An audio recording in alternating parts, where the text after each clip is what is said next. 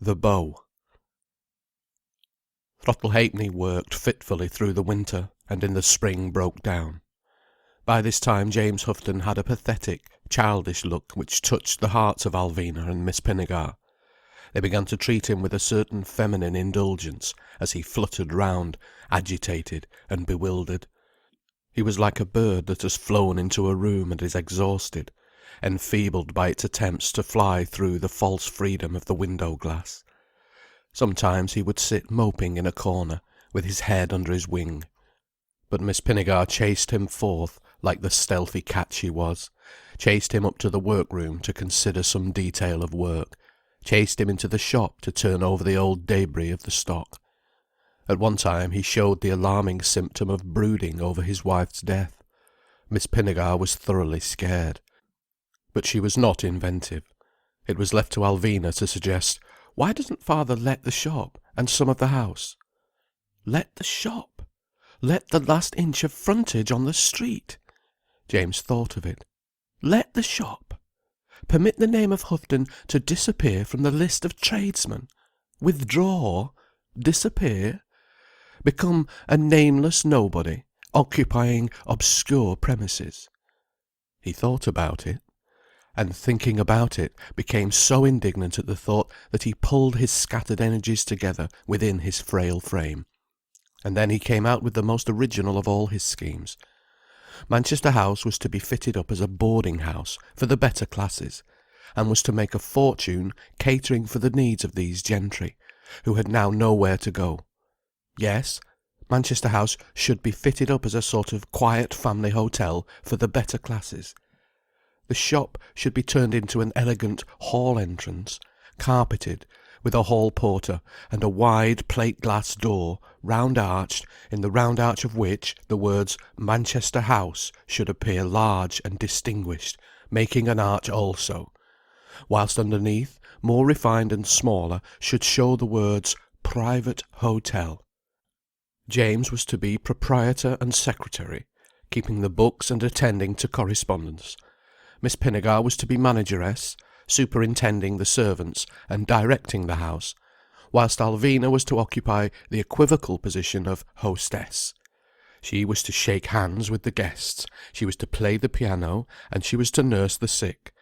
For in the prospectus James would include "trained nurse always on the premises." "Why?" cried Miss Pinnegar, for once brutally and angrily hostile to him. "You'll make it sound like a private lunatic asylum." "Will you explain why?" answered James tartly. For himself, he was enraptured with the scheme. He began to tot up ideas and expenses. There would be the handsome entrance and hall. There would be an extension of the kitchen and scullery. There would be an installing of new hot water and sanitary arrangements. There would be a light lift arrangement from the kitchen. There would be a handsome glazed balcony or loggia or terrace on the first floor at the back, over the whole length of the backyard. This loggia would give a wonderful outlook to the south-west and the west. In the immediate foreground, to be sure, would be the yard of the livery stables and the rather slummy dwellings of the colliers sloping downhill. But these could be easily overlooked, for the eye would instinctively wander across the green and shallow valley to the long upslope opposite, showing the manor set in its clump of trees, and farms and haystacks pleasantly dotted, and moderately far off coal mines with twinkling headstocks and narrow railway lines crossing the arable fields and heaps of burning slag. The balcony or covered terrace, James settled down at last to the word terrace, was to be one of the features of the house, the feature. It was to be fitted up as a sort of elegant lounging restaurant. Elegant teas at 2 and 6 per head, and elegant suppers at 5 shillings without wine, were to be served here. As a teetotaler and a man of ascetic views, James, in his first shallow moments, before he thought about it, assumed that his house should be entirely non-alcoholic. A temperance house! Already he winced. We all know what a provincial temperance hotel is. Besides, there is magic in the sound of wine. Wine served. The legend attracted him immensely. As a teetotaler, it had a mysterious, hypnotic influence. He must have wines. He knew nothing about them, but Alfred Swain, from the liquor vaults, would put him in the running in 5 minutes. It was most curious to see Miss Pinnegar turtle up at the mention of this scheme. When first it was disclosed to her, her colour came up like a turkey's in a flush of indignant anger. "It's ridiculous! It's just ridiculous!" she blurted, bridling and ducking her head and turning aside like an indignant turkey. "Ridiculous? Why? Will you explain why?" retorted James, turtling also. "It's absolutely ridiculous," she repeated, unable to do more than splutter. "Well, we'll see," said James, rising to superiority. And again he began to dart absorbedly about, like a bird building a nest. Miss Pinnegar watched him with a sort of sullen fury. She went to the shop door to peep out after him. She saw him slip into the liquor vaults, and she came back to announce to Alvina, "He's taken to drink." "Drink?" said Alvina. "That's what it is," said Miss Pinnegar vindictively. "Drink." Alvina sank down and laughed till she was weak. It all seemed really too funny to her. Too funny. "I can't see what it is to laugh at," said Miss Pinnegar. "Disgraceful! It's disgraceful! But I'm not going to stop to be made a fool of. I shall be no manageress, I tell you. It's absolutely ridiculous. Who does he think will come to the place? He's out of his mind, and it's drink, that's what it is. Going into the liquor vaults at 10 o'clock in the morning. That's where he gets his ideas, out of whiskey or brandy. But he's not going to make a fool of me. Oh dear," sighed Alvina, laughing herself into composure and a little weariness. "I know it's perfectly ridiculous. We shall have to stop him." "I've said all I can say," blurted Miss Pinnegar. As soon as James came in to a meal, the two women attacked him. "But father," said Alvina, "there'll be nobody to come." "Plenty of people, said her father. "Look at the Shakespeare's Head in Narborough." "Narborough! Is this Narborough?" blurted Miss Pinnegar. "Where are the business men here? Where are the foreigners coming here for business? Where's our lace trade and our stocking trade?" "There are business men," said James, "and there are ladies." "Who," retorted Miss Pinnegar, "is going to give £half-a-crown for a tea? They expect tea and bread and butter for 4p and cake for 6p, and apricots or pineapple for 9p, and ham and tongue for a shilling, and fried ham and eggs and jam and cake and as much as they can eat for 1 and 2. If they expect a knife and fork tea for a shilling, what are you going to give them for £half-a-crown?" "I know what I shall offer," said James, "and we may make it 2 shillings." Through his mind flitted the idea of 1 11 halfpenny, but he rejected it. "You don't realise that I'm catering for a higher class of custom—" "But there isn't any higher class in Woodhouse, father," said Alvina, unable to restrain a laugh. "If you create a supply, you create a demand," he retorted. "But how can you create a supply of better class people?" asked Alvina mockingly. James took on his refined, abstracted look, as if he were preoccupied on higher planes.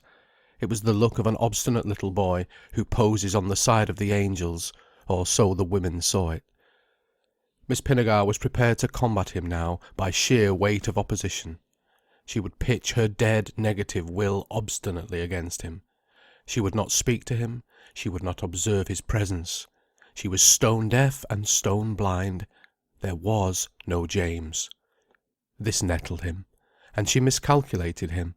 He merely took another circuit, and rose another flight higher on the spiral of his spiritual egotism.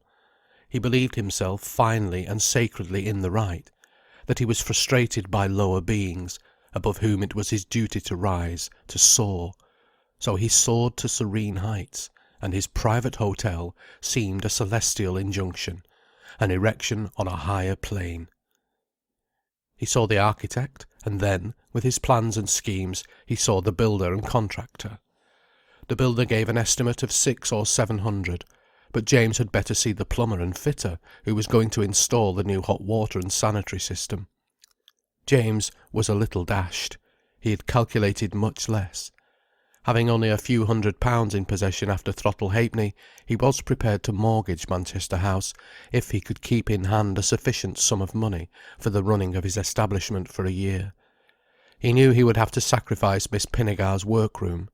He knew, and he feared Miss Pinnegar's violent and unmitigated hostility. Still, his obstinate spirit rose. He was quite prepared to risk everything on this last throw. Miss Allsop, daughter of the builder, called to see Alvina. The Allsops were great chapel people, and Cassie Allsop was one of the old maids. She was thin and nipped and wistful looking, about 42 years old. In private she was tyrannously exacting with the servants, and spiteful, rather mean with her motherless nieces. But in public she had this nipped, wistful look. Alvina was surprised by this visit. When she found Miss Allsop at the back door, all her inherent hostility awoke. "Oh, is it you, Miss Allsop? Will you come in?" They sat in the middle room, the common living room of the house.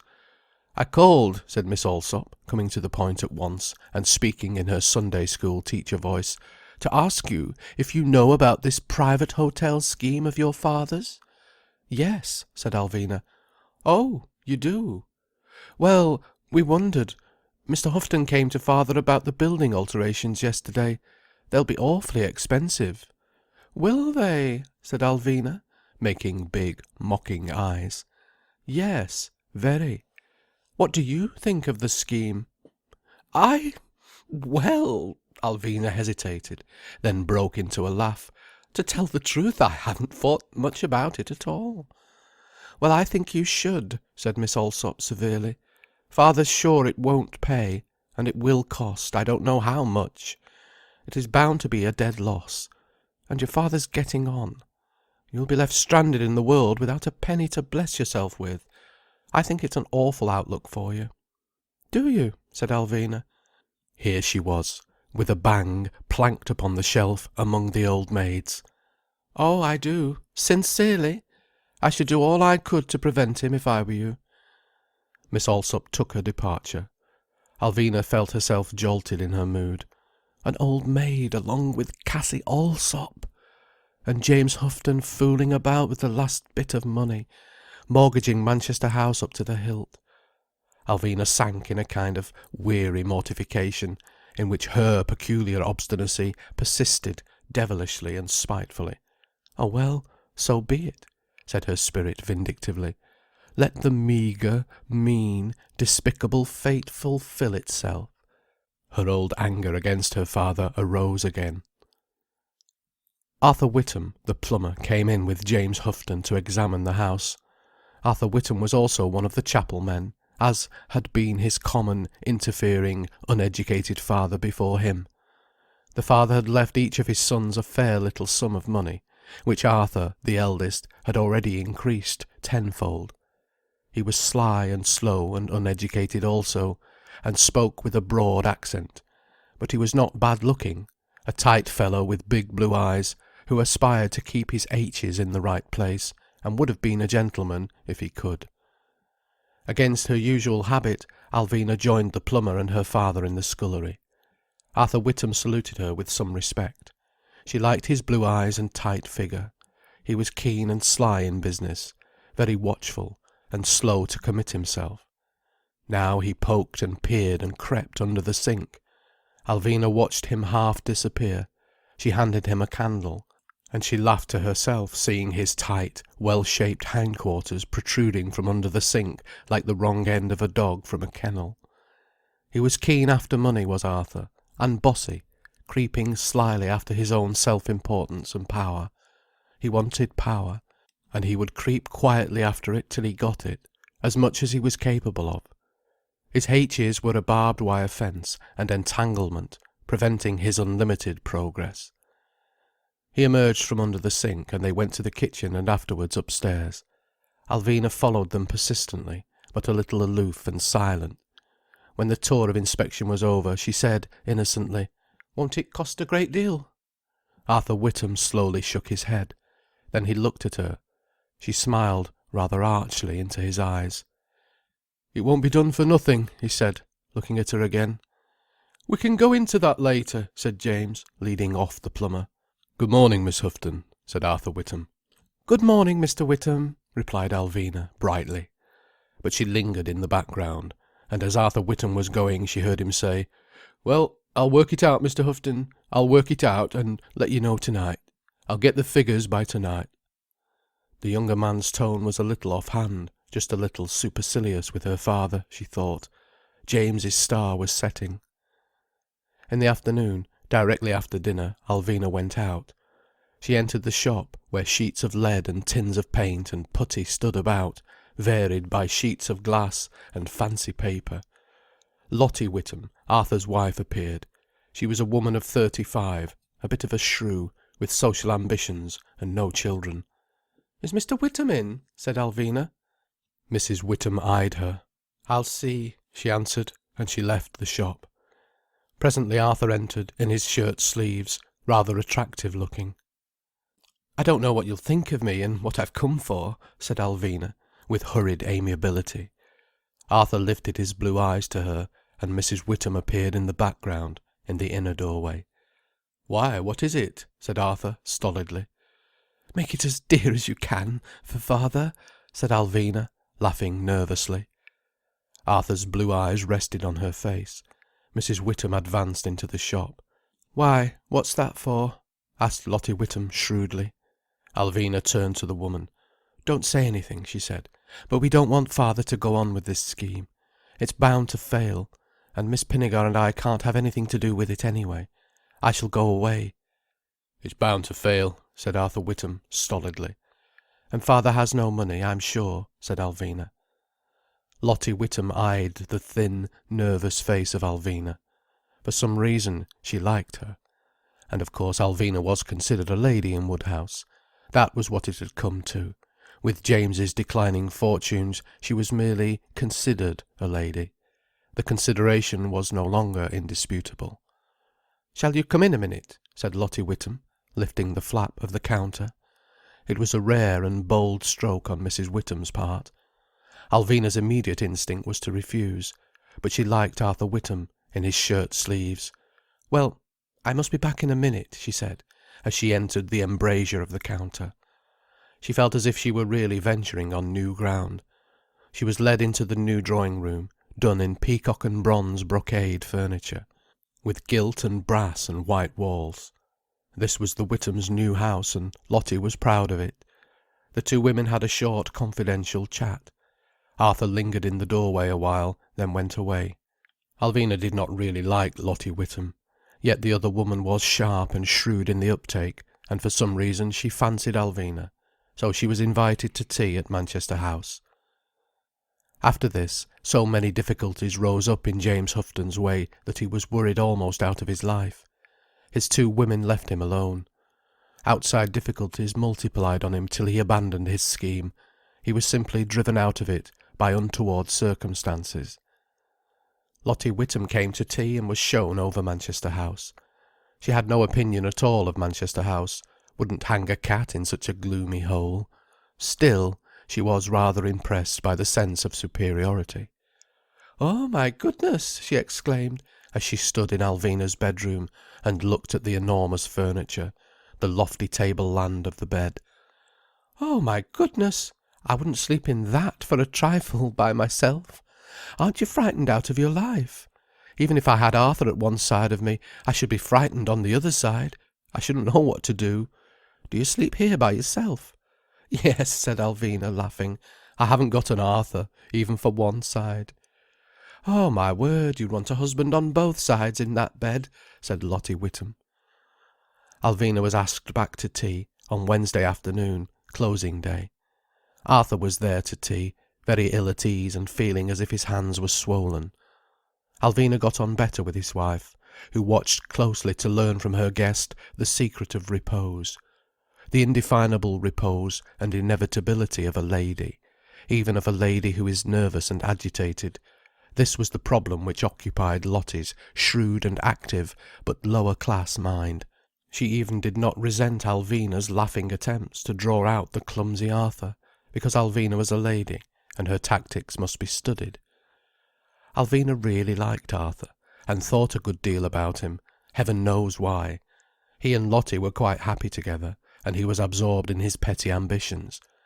In his limited way, he was invincibly ambitious. He would end by making a sufficient fortune, and by being a town councillor and a J.P. But beyond Woodhouse he did not exist. Why then should Alvina be attracted by him? Perhaps because of his closeness and his secret determinedness. When she met him in the street she would stop him, though he was always busy, and make him exchange a few words with her. And when she had tea at his house she would try to rouse his attention. But though he looked at her, steadily, with his blue eyes from under his long lashes, still, she knew, he looked at her objectively. He never conceived any connection with her whatsoever.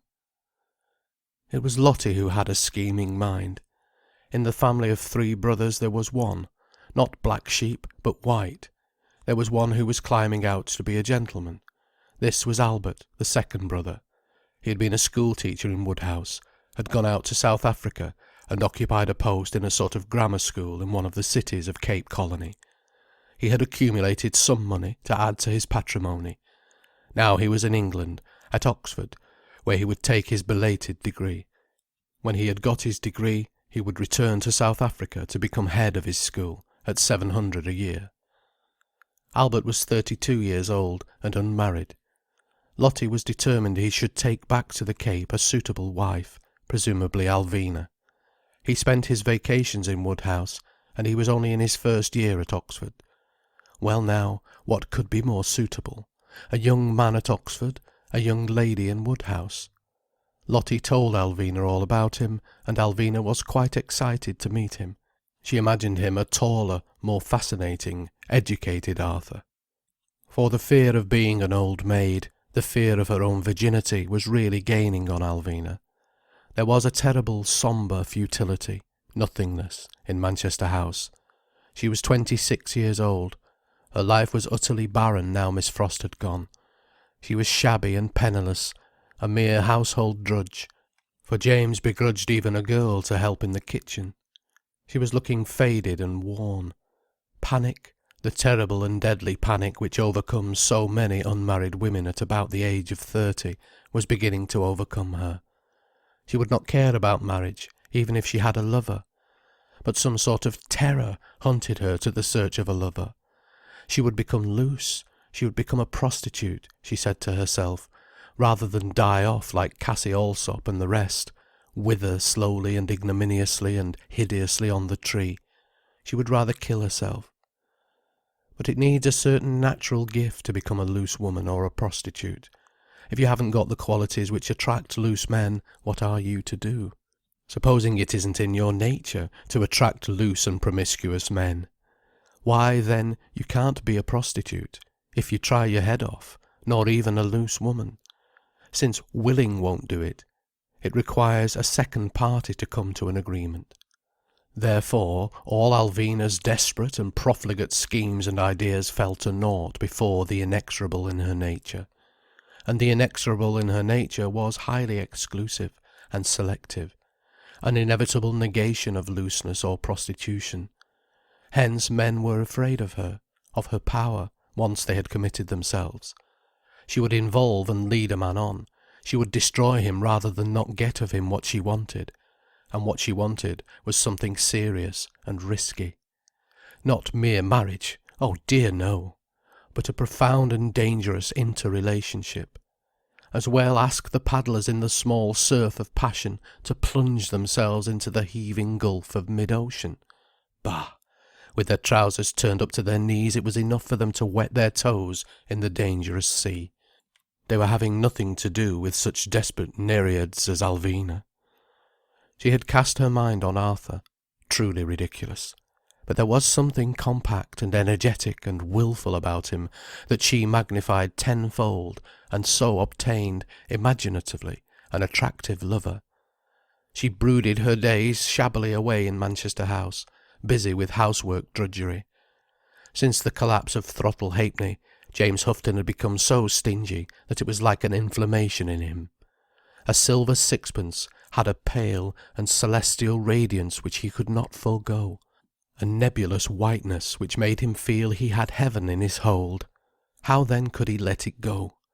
Even a brown penny seemed alive and pulsing with mysterious blood, potent, magical. He loved the flock of his busy pennies in the shop as if they had been divine bees, bringing him sustenance from the infinite. But the pennies he saw dribbling away in household expenses troubled him acutely, as if they were live things leaving his fold. It was a constant struggle to get from him enough money for necessities. And so the household diet became meagre in the extreme. The coal was eked out inch by inch, and when Alvina must have her boots mended, she must draw on her own little stock of money. For James Houghton had the impudence to make her an allowance of 2 shillings a week. She was very angry. Yet her anger was of that dangerous, half-ironical sort which wears away its subject and has no outward effect. A feeling of half-bitter mockery kept her going. In the ponderous, rather sordid nullity of Manchester House she became shadowy and absorbed in nothing in particular, yet absorbed. She was always more or less busy, and certainly there was always something to be done, whether she did it or not. The shop was opened once a week, on Friday evenings. James Houghton prowled round the warehouses in Narborough and picked up job lots of stuff, with which he replenished his shabby window. But his heart was not in the business. Mere tenacity made him hover on with it. In midsummer, Albert Witham came to Woodhouse, and Alvina was invited to tea. She was very much excited. All the time imagining Albert a taller, finer Arthur, she had abstained from actually fixing her mind upon this latter little man. Picture her disappointment when she found Albert quite unattractive. He was tall and thin and brittle, with a pale, rather dry, flattish face, and with curious pale eyes. His impression was one of uncanny flatness, something like a lemon sole. Curiously flat and fish-like he was. One might have imagined his backbone to be spread like the backbone of a sole or a plaice. His teeth were sound, but rather large and yellowish and flat. A most curious person. He spoke in a slightly mouthing way, not well bred in spite of Oxford. There was a distinct Woodhouse twang. He would never be a gentleman if he lived for ever. Yet he was not ordinary. Really an odd fish, quite interesting, if one could get over the feeling that one was looking at him through the glass wall of an aquarium, that most horrifying of all boundaries between two worlds. In an aquarium, fish seemed to come smiling broadly to the doorway, and there to stand talking to one in a mouthing fashion, awful to behold. For one hears no sound from all their mouthing and staring conversation. Now although Albert Witham had a good strong voice which rang like water among rocks in her ear, still she seemed never to hear a word he was saying. He smiled down at her and fixed her and swayed his head, and said quite original things really. For he was a genuine odd fish. And yet she seemed to hear no sound, no word from him. Nothing came to her. Perhaps as a matter of fact, fish do actually pronounce streams of watery words, to which we, with our aerial resonant ears, are deaf for ever. The odd thing was that this odd fish seemed from the very first to imagine she had accepted him as a follower, and he was quite prepared to follow. Nay, from the very first moment he was smiling on her with a sort of complacent delight, compassionate, one might almost say, as if there was a full understanding between them. If only she could have got into the right state of mind, she would really rather have liked him. He smiled at her and said really interesting things between his big teeth. There was something rather nice about him, but, we must repeat, it was as if the glass wall of an aquarium divided them. Alvina looked at Arthur. Arthur was short and dark-haired and nicely coloured. But now his brother was there, he too seemed to have a dumb, aqueous silence, fish-like and aloof, about him.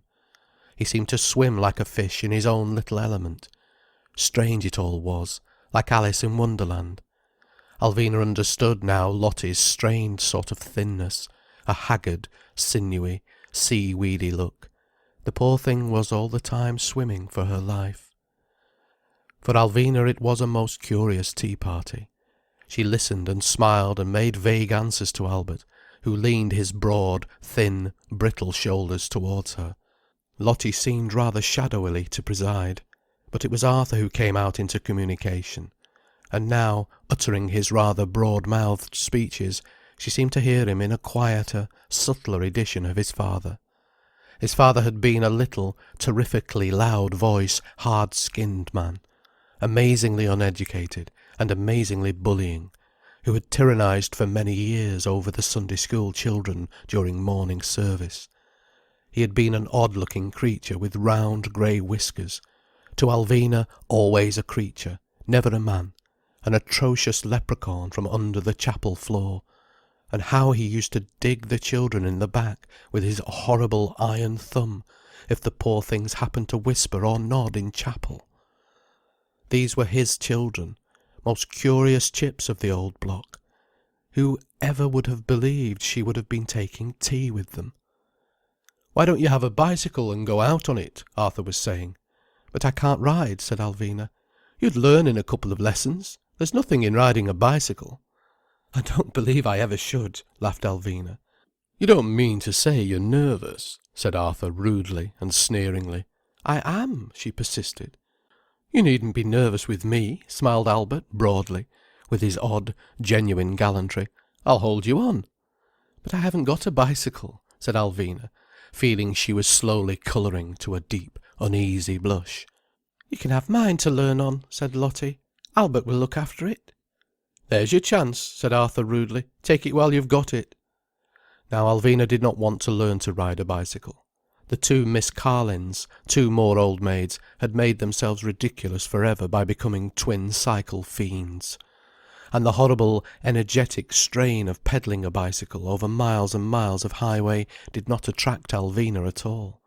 She was completely indifferent to sightseeing and scouring about. She liked taking a walk, in her lingering indifferent fashion. But rushing about in any way was hateful to her. And then, to be taught to ride a bicycle by Albert Witham! Her very soul stood still. "Yes," said Albert, beaming down at her from his strange, pale eyes. "Come on. When will you have your first lesson?" "Oh," cried Alvina in confusion. "I can't promise. I haven't time, really." "Time!" exclaimed Arthur rudely. "But what do you do with yourself all day?" "I have to keep house," she said, looking at him archly. "House? You can put a chain round its neck and tie it up," he retorted. Albert laughed, showing all his teeth. "I'm sure you find plenty to do, with everything on your hands," said Lottie to Alvina. "I do," said Alvina. "By evening I'm quite tired. Though you mayn't believe it, since you say I do nothing," she added, laughing confusedly to Arthur.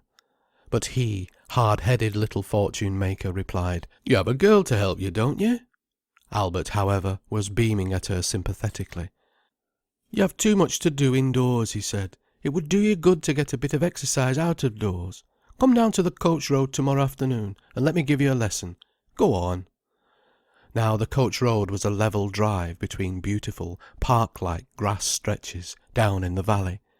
It was a delightful place for learning to ride a bicycle, but open, in full view of all the world. Alvina would have died of shame. She began to laugh nervously and hurriedly at the very thought. "No, I can't. I really can't. Thanks awfully," she said. "Can't you really?" said Albert. "Oh well, we'll say another day, shall we?" "When I feel I can," she said. "Yes, when you feel like it," replied Albert. "That's more it," said Arthur. "It's not the time, it's the nervousness." Again Albert beamed at her sympathetically and said, "Oh, I'll hold you. You needn't be afraid." "But I'm not afraid," she said. "You won't say you are," interposed Arthur. "Women's faults mustn't be owned up to." Alvina was beginning to feel quite dazed. Their mechanical, overbearing way was something she was unaccustomed to. It was like the jaws of a pair of insentient iron pincers. She rose, saying she must go. Albert rose also, and reached for his straw hat, with its coloured band. "I'll stroll up with you if you don't mind," he said.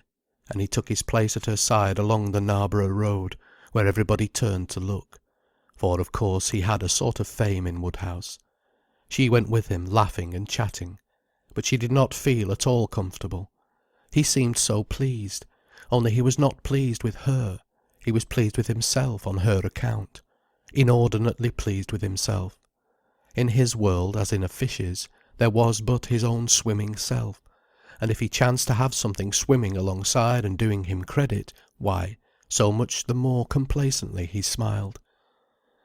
He walked stiff and erect, with his head pressed rather back, so that he always seemed to be advancing from the head and shoulders, in a flat kind of advance, horizontal. He did not seem to be walking with his whole body. His manner was oddly gallant, with a gallantry that completely missed the individual in the woman, circled round her and flew home gratified to his own hive.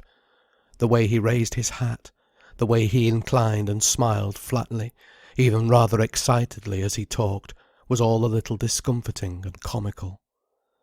He left her at the shop door, saying, "I shall see you again, I hope."